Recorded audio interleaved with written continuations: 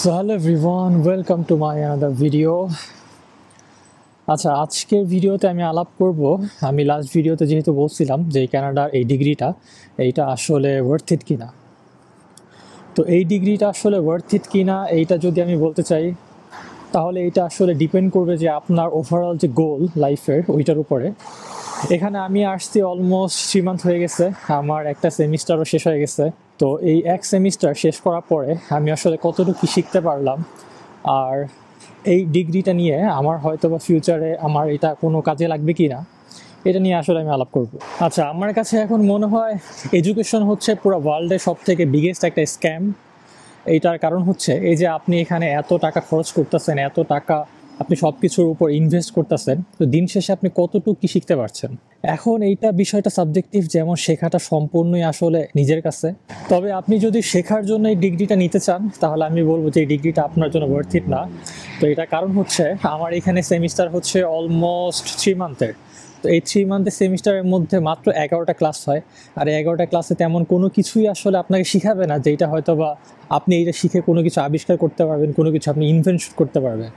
তো এই ডিগ্রিটা তাদের জন্যই খুবই ইফেক্টিভ হবে যাদের আসলে কানাডাতে পার্মানেন্ট থাকার ইচ্ছা আছে, অথবা যারা পিআরের জন্য অ্যাপ্লাই করতে পারবে। ওইটার জন্য আমি বলবো এই ডিগ্রিটা সম্পূর্ণ ওয়ার্থ ইট। এটার কারণ হচ্ছে আপনি যদি এখানে মাস্টার্স প্রোগ্রামে কোনো একটা কোর্স করেন, তাহলে আপনি অলমোস্ট 3 বছরের একটা ওয়ার্ক পারমিট পাবেন। তো সেই 3 বছরের মধ্যে আপনি যদি একটা কাজ ম্যানেজ করে আপনি চাইলে এখানে থাকার জন্য পিআরের জন্য আপনি অ্যাপ্লাই করতে পারবেন। আর কানাডাতে ওয়েদার আস্তে আস্তে করে অনেক ঠান্ডা পড়তেছে। আজকে সকালে স্নোফল হয়েছে। এই যে একটু যদি আমি একটু দেখাই, রাস্তাটা অলমোস্ট সব কিছুই ভিজা। যে এখানে আজকে সকালে স্নোফলের কারণে রাস্তাঘাট একদমই ভিজা।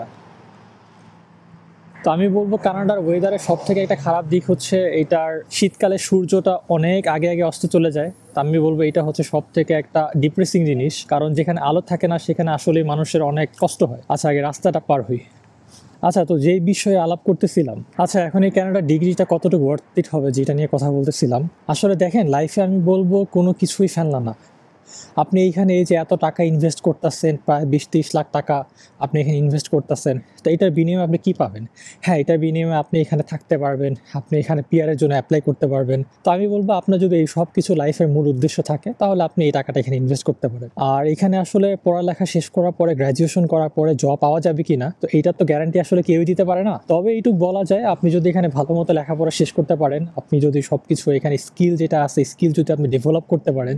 আচ্ছা, এখন সবাই বলে যে স্কিল ডেভেলপ, এখন কোন স্কিলটা আমি এখানে আসলে ডেভেলপ করব, এই জিনিসটা আমি কাউকে দেখি নাই বলতে। আমি বলবো কানাডাতে যে স্কিলটা সব থেকে বেশি লাগে সেই স্কিলটা হচ্ছে মানুষের সাথে কথা বলার স্কিল, সেই স্কিলটা হচ্ছে কমিউনিকেশন স্কিল। তো এই স্কিলটা আপনার জন্য খুবই ইম্পর্টেন্ট। আপনি যদি এইখানে একটু উইক থাকেন, তাহলে আপনি লং রানে আপনি অনেক সাফার করবেন। তো আমি যখন কানাডাতে ফার্স্টে আসি, স্বাভাবিক আমি বাংলাদেশ থেকে আসছি, আমি কারোর সাথে এত কথা বলে অভ্যস্ত না।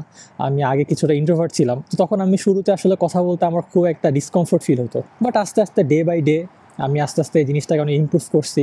আমি তখন মানুষের সাথে সেদে সেদে যেয়ে কথা বলতাম। রাস্তাঘাটে যে কেউ হেঁটে গেলে আমি তাকে হাই হ্যালো করতাম। এইভাবে করে করে আমার মনের ভিতরে যে একটা ভয় ছিল, সেই ভয়টা আমার ভিতরে এখন আর নাই।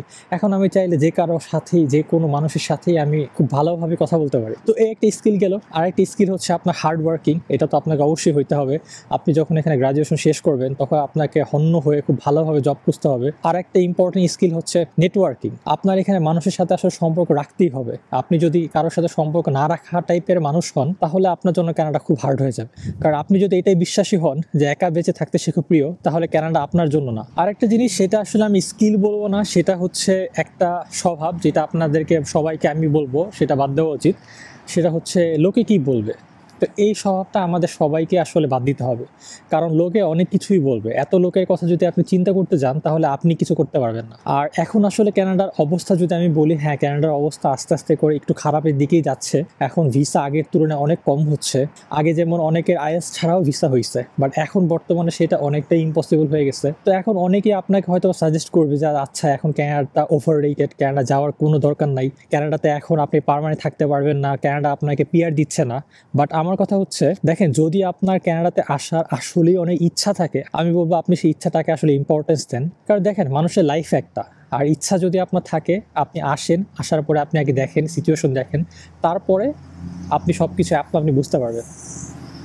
আর আরেকটা কথা হচ্ছে দেখেন লাইফে সবাই স্ট্রাগল কিন্তু সেম না। আমি যেমন এখানে আসছি, আমার হয়তো জব পাইতে অনেক সময় লাগছে, আমার অনেক ফ্রেন্ড আছে যারা আসা 7 দিনের ভিতরে জব পেয়ে গেছে। তো এইটাই যে লাইফে আমার স্ট্রাগলটা ভিন্ন, আপনার স্ট্রাগল ভিন্ন, আমার লাক ডিফারেন্ট, আপনার লাকও ডিফারেন্ট। তো আপনার লাকে কি আছে সেটা তো আসলে কেউ জানে না। তো এই কারণে মানুষের কথা না শুনে আপনার যদি আসার আসলে ইচ্ছা থাকে, আপনার যদি সেই যোগ্যতা থাকে, আমি বলবো যে আপনি তাহলে অবশ্যই আসার জন্য ট্রাই করেন। আরেকটা কথা হচ্ছে আমি সবাইকে বলবো সেটা হচ্ছে আসলে আপনারা কেউ হাল ছাড়বেন না কখনো, কারণ সফলতা আমি মনে করি কখনো একদিনে আসে না। একটা কথা আছে না যে success never comes in a day. তো আপনারা তো সবাই রবার্ট ব্রুসের কাহিনী জানেনই, তাই এটা আমি আর নিউ করে কি বলবো। তো এটাই বললাম যে কানাডাতে ভিসা অনেকের একবার হয় না, অনেকে সেকেন্ড টাইম অ্যাপ্লাই করে তাও হয় না, অনেকে থার্ড টাইমও হয় না, ফোর্থ ফিফথ টাইমও ভিসা হয়েছে, এরকম অনেক রেকর্ড আছে। আর আমার লাস্ট ভিডিওতে আসলে একজন কমেন্ট করছে যে আমি কানাডাতে এসে অনেক লাখ লাখ টাকা ইনকাম করতেছি, আমি গরুর মাংস, খাসির মাংস, আমি কী কী জানি বলছে আর এগুলো খাচ্ছি। আসলে ব্যাপারটা এখানে তেমন একদমই না। তো আমি বলবো যারা লাইফে নিউ করে সব কিছু স্টার্ট করতে চাচ্ছেন তাদের জন্য দেশের বাইরে আসাটা একটা অনেক বড় একটা শিক্ষা। কারণ আপনি যখন দেশের বাইরে আসবেন, সব কিছু যখন এখান থেকে আপনি একদম স্ক্র্যাচ থেকে শুরু করবেন, তখন আপনি আসলে বাস্তবিক লাইফ যেটা আছে ইন রিয়েলিটি, সেটার সাথে আপনি চেনা পরিচিত হতে পারবেন। আর বাস্তবতা বড়ই ভিন্ন এখানে। এখানে আমাদের সবাইকে এভরিডে স্ট্রাগল করতে হচ্ছে। এখানে সব থেকে বড় স্ট্রাগল হচ্ছে এইটাই যে ফ্যামিলি ছেড়ে এত দূরে আমরা আসছি, ফ্যামিলি কারোর সাথেই সামনাসামনি দেখা হচ্ছে না। হ্যাঁ, ফোনে কথা হচ্ছে, ভিডিও কলে কথা হচ্ছে, আর সামনাসামনি তো দেখতে পারতেছি না। এই যে আজ থেকে আর 3 মাস পরেই রোজা শুরু হয়ে যাবে, তারপরে ঈদ শুরু হয়ে যাবে। তো এইটা ইনশাল্লাহ আমার ফার্স্ট রোজা হবে। তো কখনো বাসার মানুষ ছাড়া ইফতারি পর্যন্ত লাইফে কখনো করা হয় নাই। তো সেখানে এইবার তো সম্পূর্ণ রোজা ঈদটা ইনশাল্লাহ করা হবে। ও আর ভালো কথা, আমি এখানে আসার সাথে সাথে আমার ড্রাইভিং লাইসেন্সের জন্য অ্যাপ্লাই করে দিয়েছিলাম। আর আমার সেইটা ডেট চলে আসছে। অলমোস্ট আমার 3 মান্থের মতো সময় লাগছে ডেট আসতে। অনেকের তো শুনছি আরও অনেক পরেও আসে ডেট। তো আলহামদুলিল্লাহ আমি অনেক আগেই ডেটটা পেয়ে গেছি। তো আমি ওইটা নিয়ে একটা ফুল ভিডিও বানাবো, কীভাবে এখানে ড্রাইভিং লাইসেন্সের এক্সাম দিতে হয়, এটার জন্য কী কী জিনিস লাগে, কী কী ডকুমেন্ট লাগে। তো এটা নিয়ে আমি একটা ফুল ভিডিও বানাবো ইনশাল্লাহ ওই দিন যখন আমি ড্রাইভিং লাইসেন্সের এক্সাম দিতে যাব।